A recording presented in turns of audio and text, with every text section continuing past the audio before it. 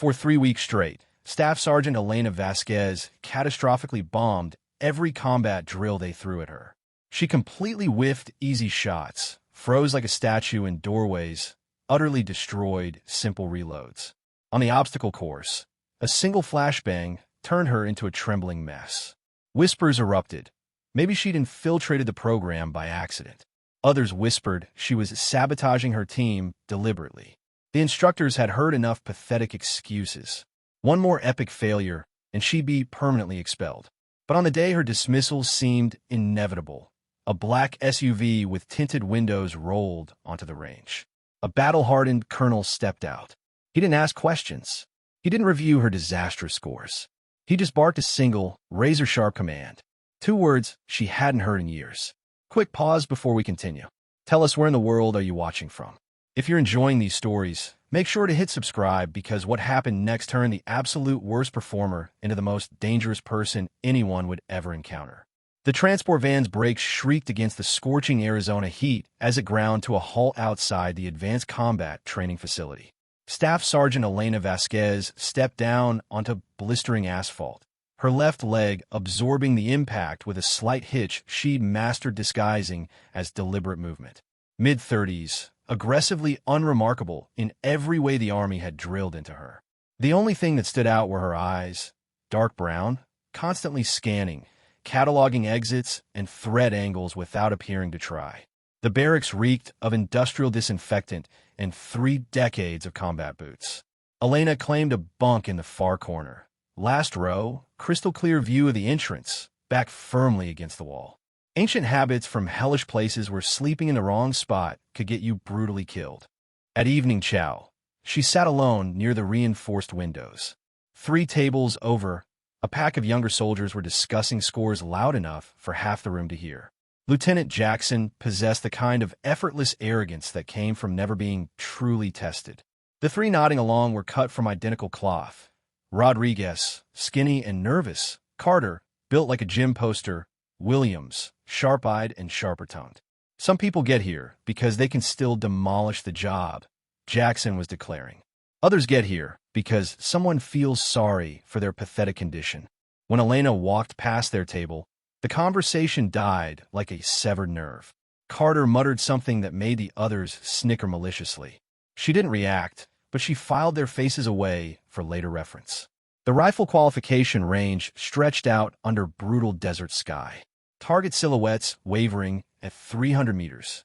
Should have been child's play for anyone with advanced training. Elena's first shot went embarrassingly wide. The reload, that should have been automatic, fumbled catastrophically. Fingers angling the magazine, completely wrong.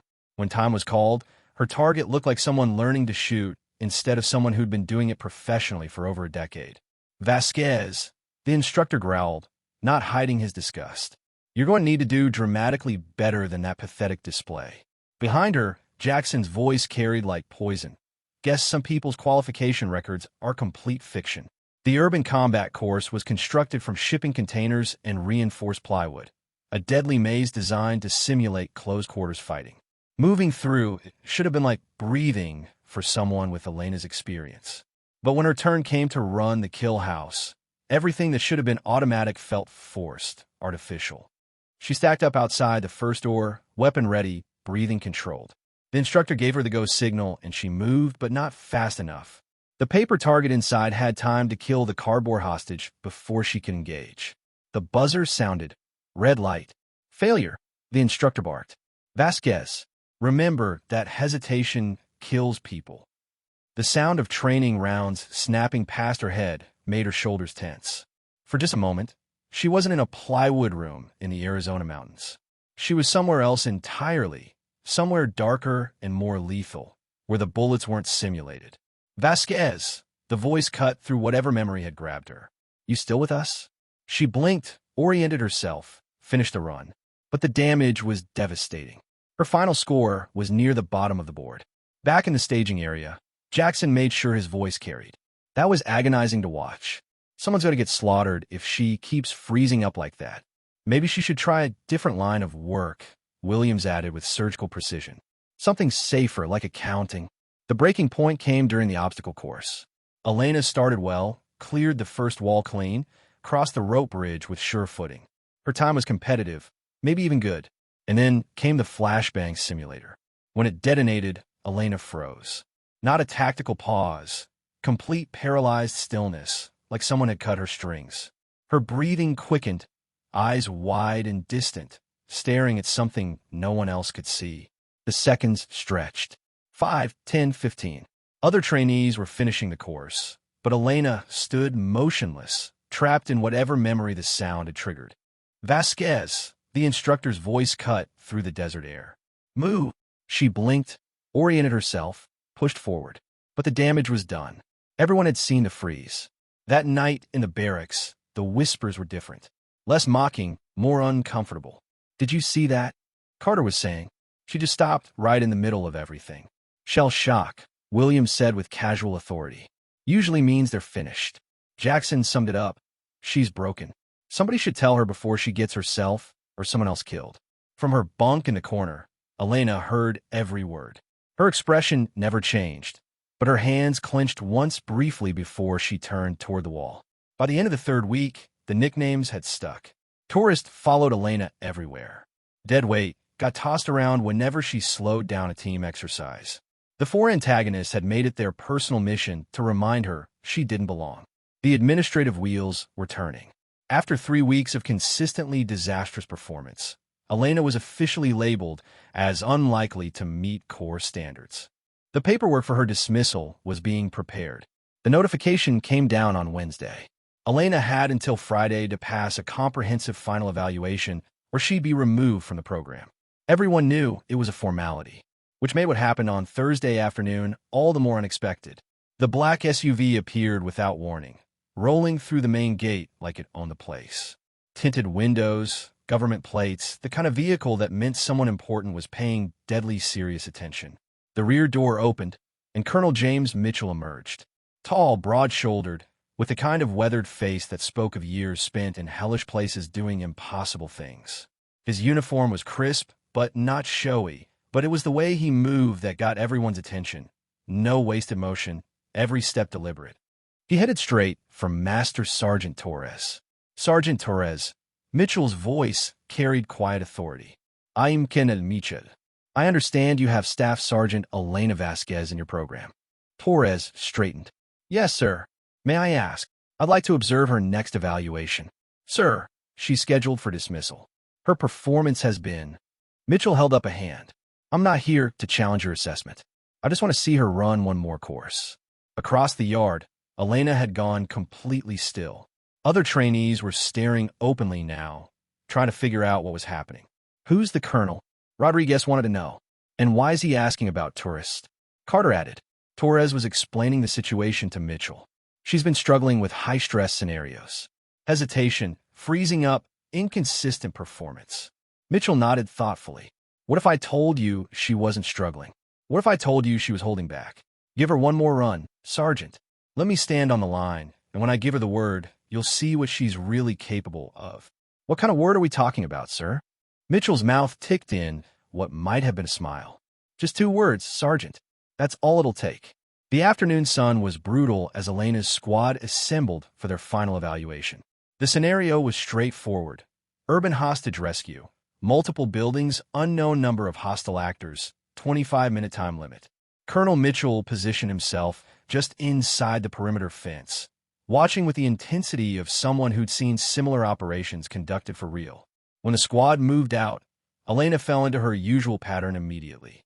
Careful entries, excessive caution at corners, hesitation at every decision point. The behavior that had marked her as unreliable for 3 straight weeks. Jackson's voice crackled over the comm. Here we go again. Try to keep up this time, tourist. They breached the first building and immediately ran into problems. Elena's slow entry allowed a hostile actor to kill Rodriguez before he could react. Damn it, Vasquez! Carter shouted. Move like you mean it. From the observation area, it looked like the same story playing out again. Elena Vasquez, the broken soldier who couldn't handle pressure. But Mitchell was watching something else entirely. He was tracking her positioning, noting how she moved through the space. To his trained eye, her hesitations weren't random. They followed a pattern that spoke of deeper programming. They entered the second building, a narrow structure designed to simulate apartment-style fighting. Closed quarters, limited visibility, multiple entry points. Elena moved to the rear of the formation, checking corners that had already been cleared. To her squad mates, it looked like paranoia or incompetence. To Mitchell, it looked like someone whose training ran deeper than anyone realized. They were halfway through the building when he stepped forward, his voice cutting through the calm chatter like a blade. Vasquez. Shadow Viper. Execute. The transformation was immediate and absolutely terrifying.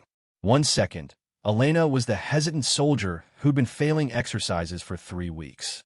The next, she was something else entirely, something dangerous and precise and utterly in control. Her rifle snapped up as she flowed past Jackson, already acquiring targets that hadn't even appeared yet. When the first hostile popped up, she was ready, control pair center mass before the target could finish its movement. What the hell? Carter started to say, but she was already moving to the next room. Her movement through the building was like watching liquid mercury flow. Natural, inevitable, finding the path of least resistance while carrying unstoppable force. She didn't clear corners so much as anticipate them, weapon tracking to the right angle before the threat materialized. The technical precision was absolutely stunning. Rifle transfers from strong to weak shoulder. Tactical reloads performed without breaking stride. Target transitions so smooth they looked choreographed. Jackson and his crew found themselves scrambling to keep up as she systematically dismantled every challenge the course could present. What had been a 25-minute time limit became an 8-minute execution, clean and professional and utterly decisive. When they reached the hostage room, Elena didn't even pause. She read the geometry instantly, identified hostile positions, calculated angles, and moved. 2 targets down before anyone could react. Hostage secured, room cleared, extraction route planned. The buzzer sounded, the success tone that meant mission accomplished. In the staging area, instructors stared at their stopwatches in disbelief. Not just because of the time, though it was a course record, but because of the transformation they'd witnessed. Jackson pulled off his helmet, eyes wide with confusion and fear. What the hell was that? How did you? Elena was already safing her weapon, expression calm. The dangerous creature who'd just dominated the course was gone, replaced by the quiet woman who'd been failing exercises for 3 weeks. What was what? She asked mildly. Shadow Viper, Torres said slowly. That's not in any manual I've read. Mitchell leaned back. Because it's not supposed to be. Classified program, need-to-know basis.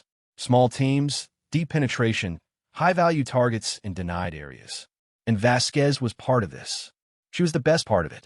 For years operating in places that don't officially exist. Perfect mission record, 0 friendly casualties, extraction rate of 100%. Torres looked at Elena. So what happened? Why the transfer? Took a hit on the last mission. IED, close quarters, hostile territory. Medical rotation stateside while they decided if I was still fit for duty. The Shadow Viper program requires specific psychological conditioning, Mitchell explained. Operators learn to compartmentalize, to suppress certain responses until they receive proper authorization codes. Without the proper trigger phrase, Shadow Viper operatives appear to be normal soldiers with normal limitations.